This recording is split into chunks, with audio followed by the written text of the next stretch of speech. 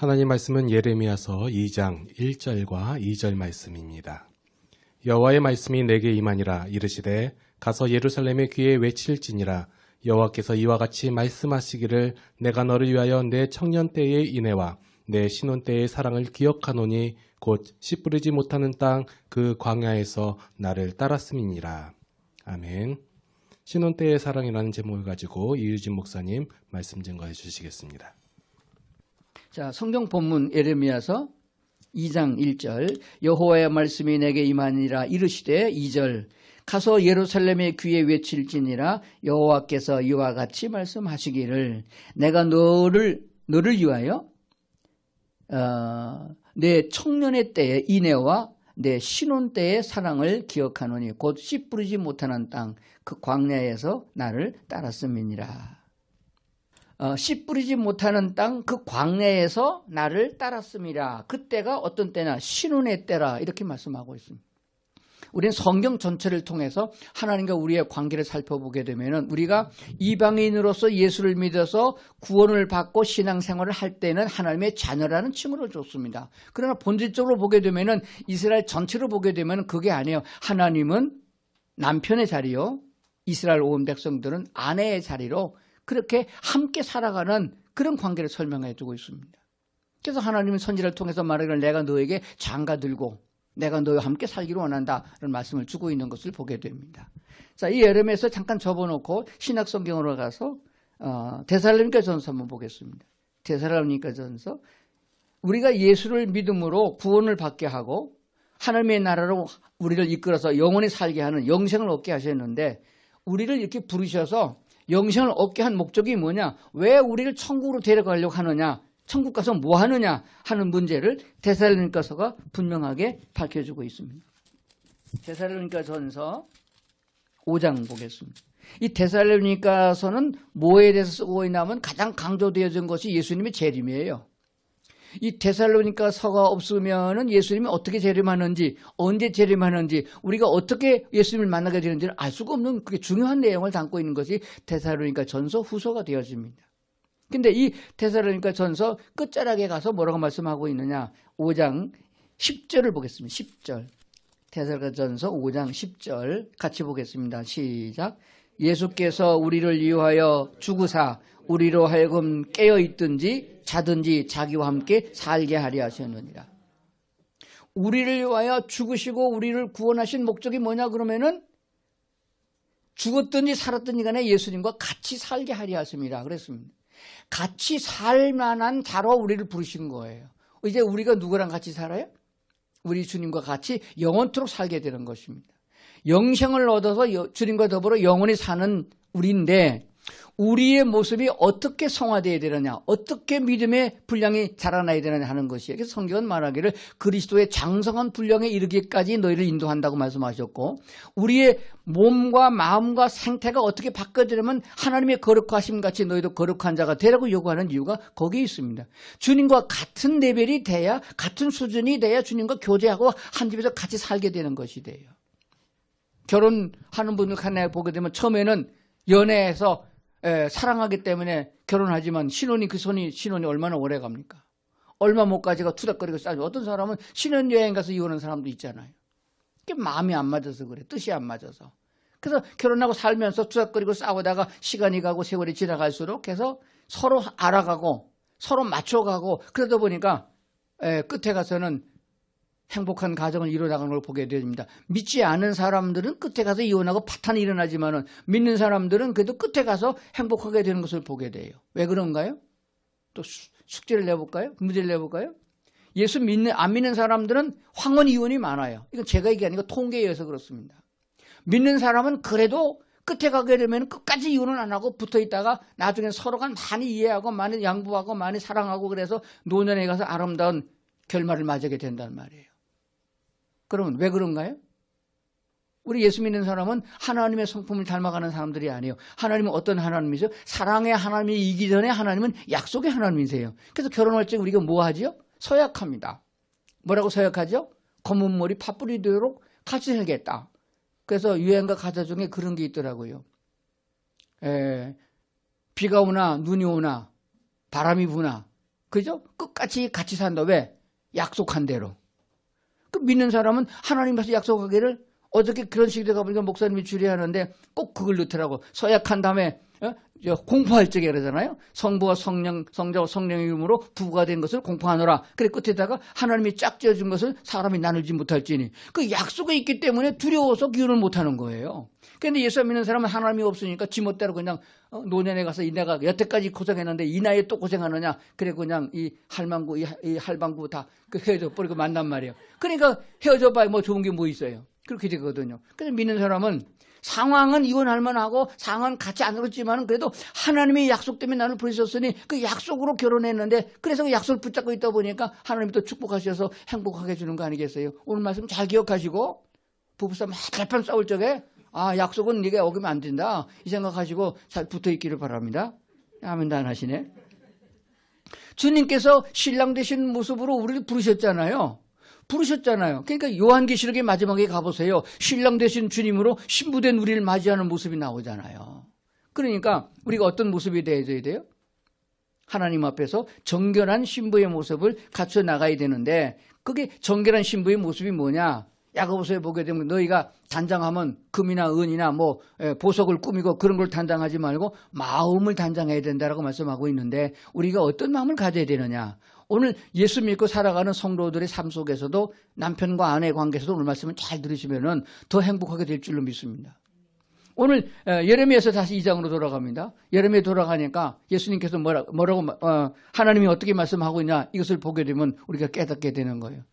자, 찾아놓으시고 저를 보시고 잘 또 기억합시다. 하나님께서 이스라엘 백성을 애굽에 보내셔서 430년가량 종살이하게 하신 거예요. 그러면 하나님이 무슨 신부가 그렇게 고약해 져서 용서해 주시고 복을 주면 되지 그렇게 뭐 별로 잘못한 것도 없는데 애굽에 가서 이렇게 종살이하게 해서 그 고생을 시키다 건져주느냐. 하나님 그런 고생시키고 오래된 거 생각하면 안 되는 거예요. 하나님의 본질을 생각하고 하나님의 더 큰 사랑을 생각하게 되면 하나님이 왜 그리 하셨는가를 오늘 우리들이 깨닫게 하는 거예요. 우리는 시간이 없기 때문에 100년도 못 살기 때문에 다급해고 그냥 빨리빨리 출세하고 빨리빨리 행복하고 빨리빨리 좋은 차 사고 집 사고 그러다 보니까 인생이 험하게 되는 거예요.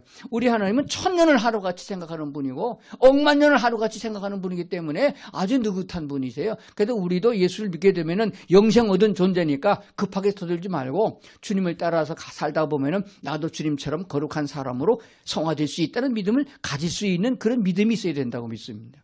그래서 이스라엘 백성을 애굽에서 건져내고 그 큰 능력으로 모세를 통하여 있을 수 없는 그런 재앙을 기적을 행하고 능력을 행가지고 그들을 가나안 땅으로 인도하는 과정에서 마지막 애굽의 죽음의 재앙을 내리고 홍해를 육지까지 건너고 그 마지막 장면을 보게 되면 애굽의 군대가 마지막 남은 600승의 병거를 끌고 나왔다가 다시 따라가다가 물속에 다 죽어버렸어요. 그리고 이스라엘은 한 명도 빠집니다. 구원을 받았어요. 그때 얼마나 그들이 기뻐했느냐. 미리암이 속옷치고 앞장서서 가지고 여호와를 찬양한 게 한 장의 동에 나옵니다. 그리고 온 백성이 나가서 여호와는 우리 하나님이시고 여호와는 우리 신이고 여호와 같은 신이 어디냐고 그렇게 하나님을 찬양하고 주님 따라가겠습니다. 신랑 되신 예수님 그렇게 된 거예요. 그래서 예수님께서 그들을 끌고 먼저 어디로 가셨느냐.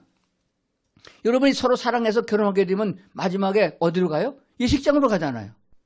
사랑하고 서로 결혼 살겠다고 약속하고 그리고 양가 어른들 모시고 상견례하고 그래서 살겠다고 약속을 다 합니다. 그래서 결국 어디로 가요? 예식장으로 가는 거예요. 예식장은 뭐하러 갑니까? 서약하러 가는 거예요. 이스라엘 백성을 다 끌고 이제 우리가 주를 따라가겠습니다. 주님만 우리 하나님이십니다. 따라갔어요. 그래서 하나님이 어디가 예식장으로 끌고 간 거예요. 그게 시내산 앞이에요. 시내산에 올라가지고 뭐예요? 언약을 주시는 거예요. 그래서 그게 받은 게 뭐예요? 십계명이에요. 그럼 십계명의 내용이 어떻게 되느냐?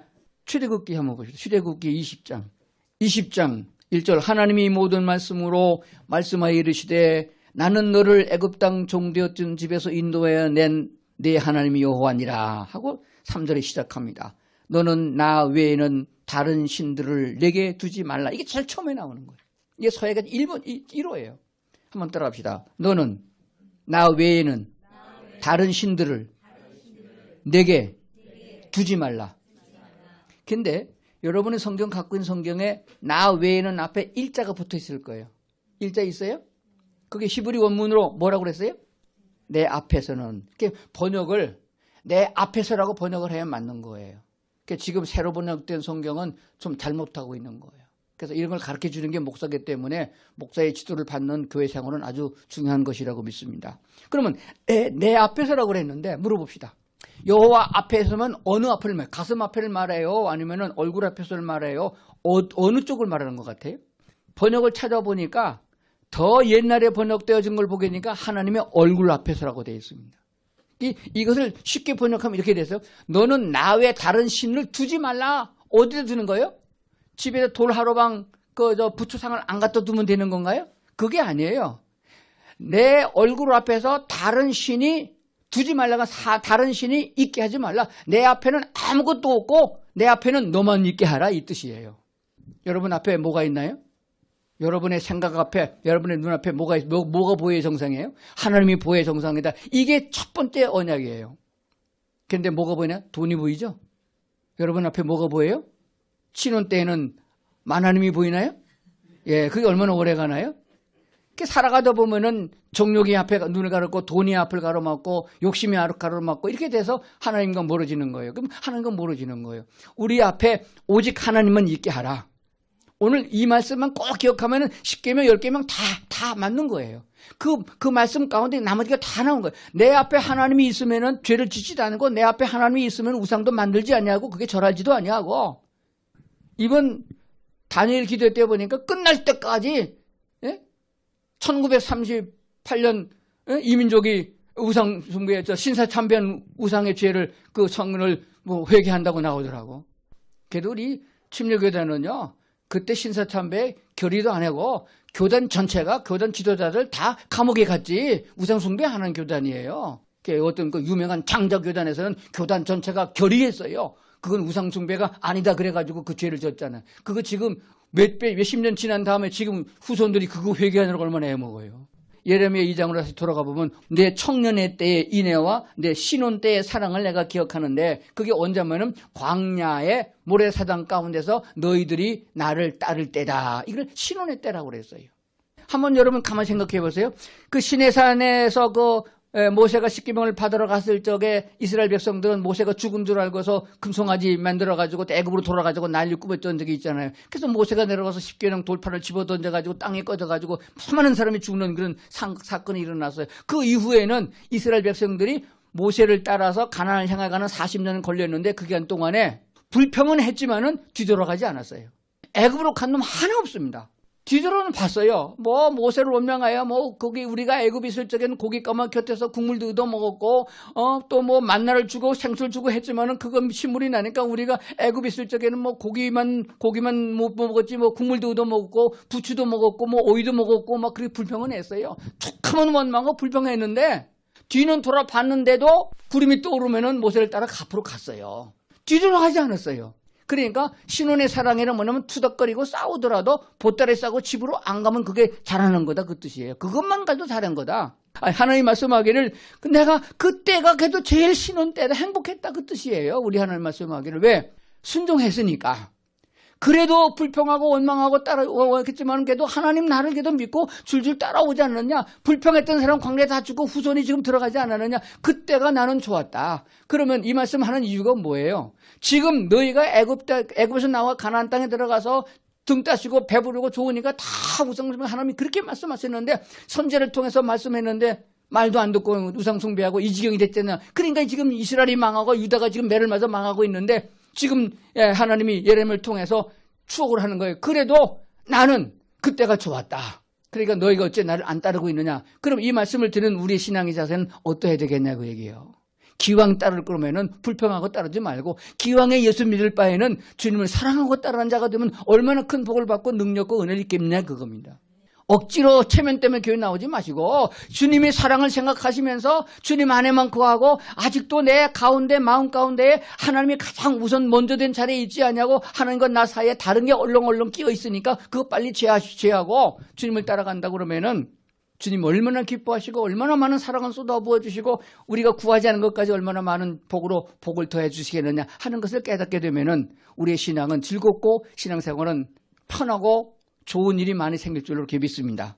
그러면은 이스라엘 백성들이 바벨론 포로로 70년에 돌아올 때를 생각하고 지금 말씀 마치려고 합니다. 어떻게 돌아왔나요? 그들이 포로 생활을 하면서 너무 힘들고 너무 고통스럽고 예루살렘 성전이 그렇고 그래가서 그들이 울면서 찬송하면서 고국으로 돌아올 생각을 했나요? 우리는 일정 치하 때에 그래도 3.1절 독립운동이라도 했죠. 바벨론 포로가 판 사람들이 먼저 독립운동 했나요? 그럼에도 불구하고 70년이 딱 차니까 하나님께서 그들을 돌아오게 한 거예요. 어떻게 돌아오게 했나요? 그들에게 어떻게 고국으로 돌아갈 수 있는 마음이 생겼나요? 하나님께서 그 바벨론의 왕의 마음을 감동시켜서 자기 이스라엘 백성을 보내게 했고, 백성들은 갈까 말까, 가봐야 빈터고 헐어진 땅이고 황무지한 땅인데 또 그 가서 그 고생을 하고 개간을 해야 되느냐. 지금 여기도 얼마나 편하고 좋은데 왜 다니엘을 통해 가지고서 어떻게 됐습니까? 이스라엘 핍박하던 사람들은 다 죽었지. 그리고 총리 자리에 지금 누가 올라가 있어요?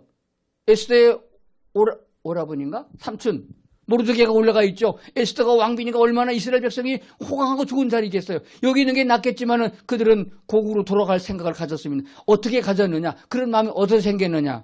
예레미야서 24장 6절. 내가 그들을 돌아보아 좋게 하여 다시 이 땅으로 인도하여 세우고 헐지 아니하고 심고 뽑지 아니하겠고. 7절. 내가 여호와인 줄 아는 마음을 그들에게 주어서 그들이 전심으로 내게 돌아오게 하리니 그들은 내 백성이 되겠고 나는 그들의 하나님이 되리라. 누가 돌아갈 마음을 준다고 그랬어요? 내가 7절. 내가 여호와인 줄 아는 마음을 그들에게 주어서 그들이 전심으로 내게 돌아오게 한다. 우리 인간의 스스로 회개하고 스스로 깨닫고 뭘 하는 게 아니에요. 하나님이 그런 마음을 주셔서 그렇게 하겠다는 거예요.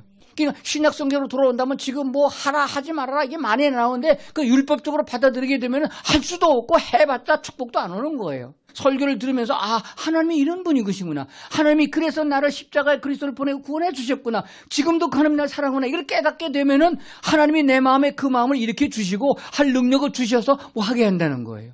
그렇게 되어지면은 그리스도인이 세상 사람들에 대하여 질 이유도 없고 패망할 이유도 없고 주눅들 이유도 없다는 것이에요. 아주 당당하고 거룩한 백성으로 살아갈 수 있는 믿음과 은혜를 먼저 주신다는 걸 기억해야 됩니다. 11조를 할 수 있는 힘을 주실 때 11조 하시는 것이고 헌금할 수 있는 능력 주셔서 하는 것이고 선교할 마음을 주셨을 적에 그걸 하게 된다는 거예요. 그러니까 말씀을 잘 들으려고 경청하는 신앙의 자세를 가져야 된다. 하나님이 어떤 분이냐, 지금 하나님이 내게 어떻게 역사해 주는 것을 깨달을 수 있는 성도들이 되고 그를 통해서 하나님의 역사를 이루어가고 하나님의 복과 축복을 함께 나눌 수 있는 성도들이 다 되면 얼마나 복된 생애가 되겠느냐. 자자 손손이 하나님의 약속대로 복을 받는 그런 성도들이 될 줄로 믿습니다. 기도하겠습니다. 주님 감사합니다. 하나님은 지금도 우리를 사랑하시고 함께 살기를 원하시고 구원의 길을 열어주시고 축복하고 인도하심을 믿습니다.